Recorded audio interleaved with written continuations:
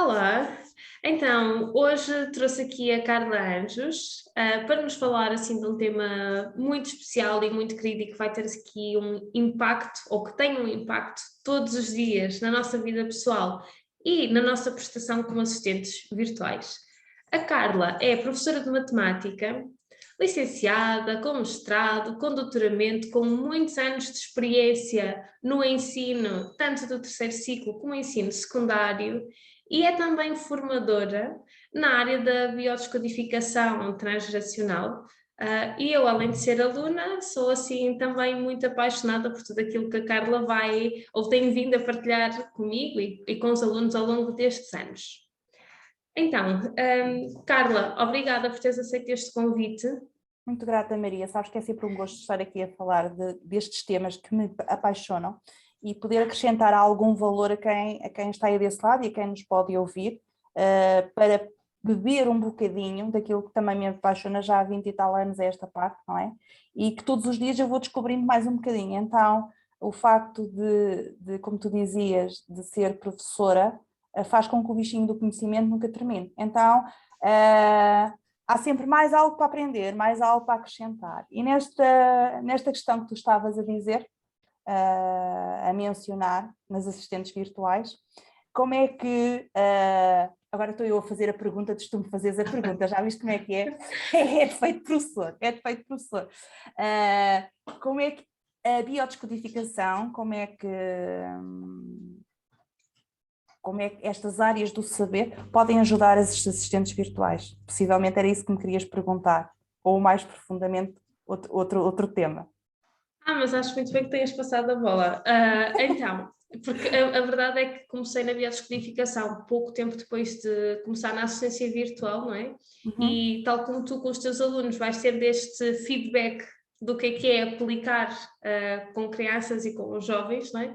Eu também vou tendo feedback na minha própria vida daquilo que acontece. E a verdade é que aliar tudo aquilo que são, eu vou-lhe chamar soft skills, não é? Porque tem muito a ver O que aqui são soft com skills áreas mesmo. comportamentais. Uhum. Então, todas estas competências comportamentais que nós adquirimos, e estes conhecimentos que nós às vezes nem damos conta que estamos a mudar, não é? A forma como falamos, a forma como caminhamos, tem um impacto muito grande nas nossas hard skills.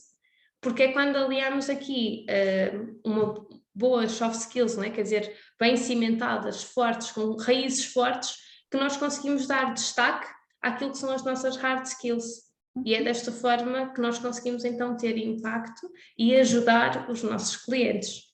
Porque se nós temos competências, mas nós conseguimos colocar ao serviço do outro, se estamos bloqueados aqui numa questão, por exemplo, como uma baixa autoestima, como uma baixa autoconfiança, eu não sou capaz de ajudar ninguém. Correto. Eu estou aqui. Então, é isso mesmo. Quando tu falas em soft skills, aplicando aqui um bocadinho na teoria da biodescodificação, vamos a dois fatores, a dois ícones que me parecem aqui importantes. Por um lado, é da parte somática, que nós trabalhamos corporalmente, Sim. não é? E outra parte é a análise de rostos. Tanto uma parte como outra têm funções diferentes, perspectivas diferentes, que ajudam aqui, penso eu, que na questão da autoestima, como tu dizias muito bem, das assistentes virtuais.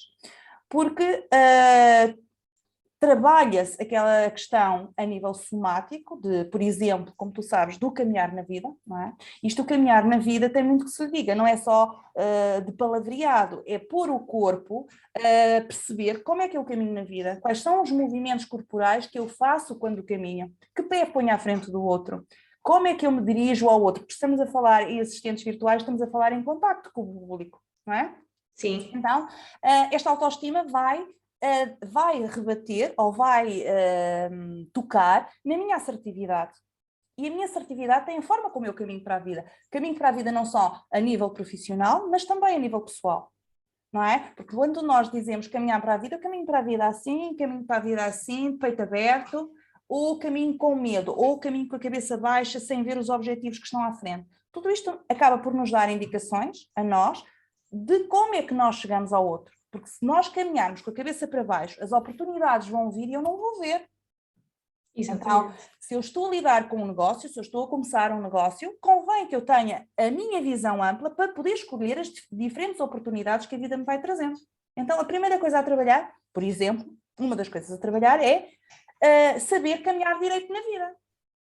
E este saber caminhar direito na vida acaba por ser um exercício somático, além de outros mais, que me aufere uma crescente autoestima. Porque experimentem vocês aí em casa caminhar assim, ou ir na rua a caminhar assim. Quando olham para uma pessoa que vem a caminhar assim, hesitantemente, e outra pessoa que vem a caminhar assim, qual é que vocês geram mais empatia? Qual é que vos causa mais impacto? Então os vossos clientes também reparam nisso. Não numa forma consciente, alguns, mas de uma forma inconsciente. Aliás, essa forma que eu tenho de caminhar na vida bate com a minha assertividade e bate com uma outra coisa muito importante, nós falamos muito em biodescodificação, que tem a ver com regulação emocional, que tem a ver com o criar empatia numa negociação com o cliente. Mas é muito mais que essa empatia, é criar uma conexão social, é criar uma conexão emocional. É eu conseguir estar regulada emocionalmente para fazer a proposta ao cliente, porque o cliente vai se perceber, conscientemente ou inconscientemente, da minha dificuldade de regulação emocional. Porque se eu estiver hiperativada, usando aqui uma terminologia mais técnica, se eu estiver mais hiperativada, o outro lado vai dar conta que existe esta hiperativação. Então o diálogo pode se tornar mais aceso. Então eu posso ter ali algumas dificuldades. Se eu tiver um trauma de eu não mereço, eu não sou capaz, eu não vou conseguir, porque aquela pessoa já está a discutir comigo, o negócio não se faz. E se calhar é uma boa oportunidade, mas vai depender da forma como eu vou gerir essa oportunidade. Porque, obviamente, quando alguém vai propor um produto, nem toda a gente vai logo à primeira vista dizer, vou-te comprar este produto. Não é? Porque a pessoa tem que acreditar naquele produto. Agora, se o produto for uma mais-valia, mas quem estiver a vender o produto não se sentir seguro do mesmo, não importa que o produto seja o melhor do mundo, porque não existe essa assertividade, esse caminhar para a vida, essa regulação emocional. E isto acaba por se trabalhar, não é? Não é botão mágico, não é instantâneo, não dá milhões, não é? Mas ajuda-nos muito nas negociações com os clientes, nas negociações com o mercado de trabalho, não é? Porque ele é competitivo.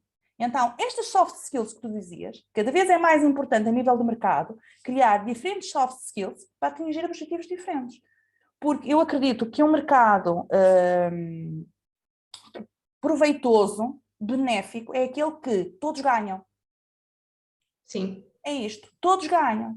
Quem vende o produto e quem recebe o produto. É ganha-ganha, não é ganha-perde. Não é? Isso requer exatamente estas soft skills. Porquê? Porque se eu criar essa conexão emocional, esse continente afetivo, o outro sente segurança para poder partilhar as suas dúvidas relativamente ao produto em causa. Sim. E não é colocar, não é? Quando alguém me faz uma pergunta sobre um determinado produto, não é colocar em causa o produto, mas é as dúvidas que tem.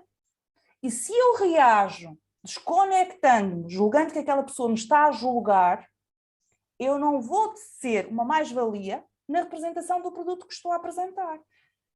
Todas estas soft skills se trabalham, não é? Tudo isto se trabalha. Eu tenho conhecimento do uso do trabalho, do uso destas soft skills, tanto a nível somático como a nível de rostos, aqui em Espanha, nas empresas, não é? Existem as universidades em Madrid, uma privada, claro, com propinas altíssimas, não é? Que utilizam esse tipo de soft skills e que é muito bem-vindo ao meio corporativo, ao meio empresarial, e que trabalham desde base, e quando eu digo de base, desde o primeiro ano, a primeira coisa a trabalhar é a autoestima, a assertividade, o indivíduo sentir-se embodied, na presença, sentir-se no corpo, não é? Sim. E a questão do sentir, pois são outros tantos, Maria. Temos tempo para outros lives, não é?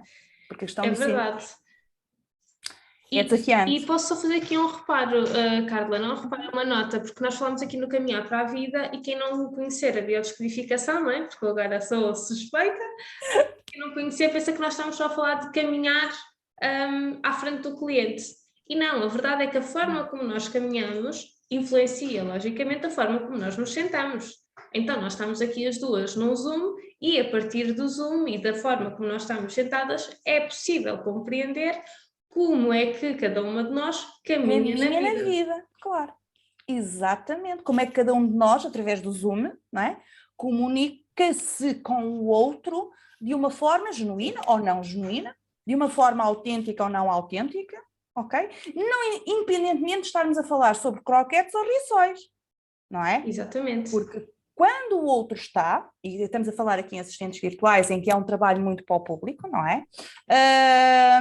Esta conexão que tu dizias do caminhar para a vida não tem a ver com agora, pegamos na mãozinha do cliente e vamos caminhar os dois. Não tem nada a ver com isto. Tem a ver eu trabalhar esse caminhar para a vida, eu assistente virtual, porque a maneira como eu me vou posicionar numa negociação com o cliente, numa reunião, etc, etc, vai fazer toda a diferença. Aliás, mesmo quem não entenda nada de rostos, percebe bem se aquela pessoa está num bom dia ou num mau dia. Se aquela pessoa está irritada ou não está irritada. Se aquela pessoa está com medo ou não está com medo. Então, o assistente virtual que está a lidar com o público, se já vai à partida com o receio de entabular uma conversa com o seu cliente, e se vê do outro lado uma postura fechada, não é? Sim. Vai sentir, ai Jesus, então e agora como é que eu vou fazer e sair daqui? Não vou conseguir. Então vem esta matrix, esse discurso interno, que faz com que eu me desregule emocionalmente e que eu perca a velha questão da autoestima.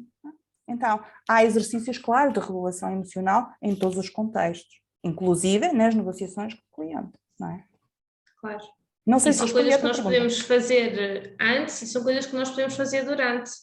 Porque a verdade é que nós podemos saber a teoria toda, mas na prática nem sempre é fácil nós aplicarmos um exercício e nós nos mantermos reguladas, não é? E aqui entramos noutra teoria ótima também e felizmente e muito útil nos dias de hoje, mas a questão é esta, nós temos de ter um maior awareness, sim, e estarmos aqui mais atentos ao nosso corpo, estarmos atentos a como é que eu estou a reagir. Porque se eu tenho um padrão de baixa autoestima, não é? Ou de não merecimento, numa negociação em que eu sinto que o cliente está a conseguir dar uma volta, ou seja, o cliente está a conseguir perceber quais é que são os meus pontos fracos, está a conseguir perceber que eu tenho esta fragilidade, eu posso me sentir outra vez desregulada.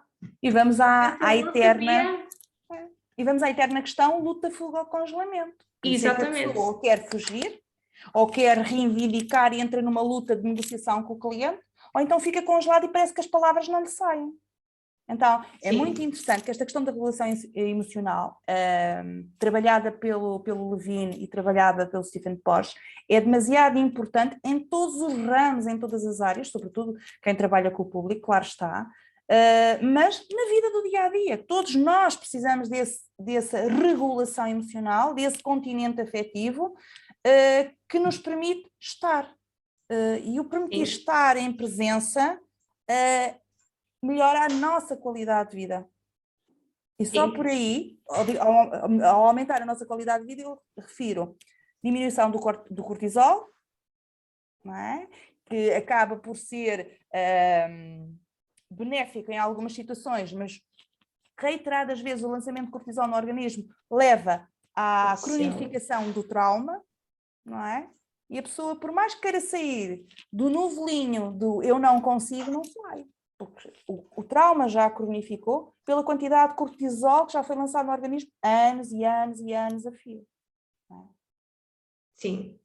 E isto, na verdade, acaba por ser aqui um ciclo. Carla, acho que nós podíamos falar aqui de uma série de coisas, não é? Eu já me pus aqui a imaginar uma série de coisas, até no depois das reuniões, mas pronto, para ficarmos aqui com uma ideia geral, nós podemos ir trabalhando isto, como a Carla falou, com alguns exercícios somáticos, não é? E uma ideia que tu deste... Nós às vezes pensamos que um exercício somático temos que vestir uma roupa de jogging, de fitness, não tem nada a ver com isso, nós podemos estar sentadinhos de uma forma muito discreta, permitirmos essa regulação, e cada pessoa tem uma forma de se regular diferente. Nós temos que fazer amizade com o nosso sistema nervoso. Sim. Isso é o primeiro passo para a autoestima. fazer amizade com o nosso sistema nervoso, porque a forma como eu faço amizade com o sistema nervoso é diferente do teu, Maria, que é diferente de outra pessoa Sim. qualquer, porque temos histórias diferentes, temos formas de conexão diferentes. Alguma é melhor que a outra? Não. Agora, cada um precisa saber qual é que é o seu botão turn on, turn off, para poder se regular. Isso acaba por ser importante. Acaba por ser importante no meio corporativo, claro que sim. E em vocês, assistentes virtuais, claro está. Claro. Carla, tu há pouco deste aqui um exemplo que para mim acho que é uma coisa muito gira até de propormos aqui a experiência, não é? Que é o observarmos como é que nós caminhamos. Isto não custa nada. Exatamente, fica aí um exercício. Não custa nada, mas é aqui uma proposta. É simplesmente não é preciso pôr um espelho à frente, é o sentir como é que está cada parte do nosso corpo. Como é que eu ponho o meu pé? Sim. Avanço com o direito ou avanço com o esquerdo? Ponho a ponta do pé, ponho o calcanhar ou ponho o meio do pé? Não assento todas as partes do pé. A perna esquerda, flat. A perna direita, não flat. Tudo isto nos dá indicações de como é que nós caminhamos na vida. Qual é a percepção que nós temos do caminhar? Eu sei que isto no dia-a-dia, numa vida tão corre-corre, a grande maioria das pessoas não tem consciência destes pequenos pormenores e depois fazem toda a diferença quando se vai para um meio corporativo, quando se vai para uma negociação com um cliente, quando se vai para qualquer situação. E nesse caso aqui, em que se lida com o público, ainda mais, né? No sentido de criar aqui uma conexão social, uma conexão emocional e uma regulação emocional da própria pessoa, porque os mamíferos regulam-se. Né? Os mamíferos regulam-se. Pronto, Carla, então, obrigada. Vemo-nos registrar aqui então este exercíciozinho que fica aqui a proposta e vemo-nos em breve com mais um tema somático e de descodificação transnacional. E de rostos, porque aqui e agrega-se mais um bocadinho. Aqui agrega-se. Trata, Maria. Fica bem. Obrigada, Carla.